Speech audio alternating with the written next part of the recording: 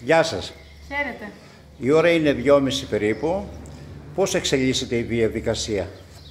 Η εκλογική διαδικασία εξελίσσεται ομαλά. Η προσέλευση είναι περιορισμένη, θα έλεγα, του κόσμου. Από τους 635 περίπου εγγεγραμμένους στο εκλογικό τμήμα έχουν προσέλθει 150, δηλαδή λίγο κάτι περισσότερο από το 1/5.